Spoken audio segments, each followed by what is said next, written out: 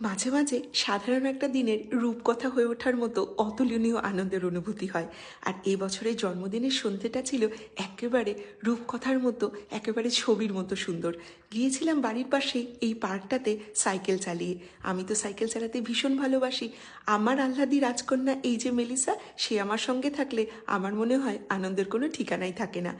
অনেক কিছু সাজ সরঞ্জাম নিয়ে চলে গিয়েছিলাম সাইকেলে করে এই জায়গায়। সঙ্গে ছিল বিক্রম।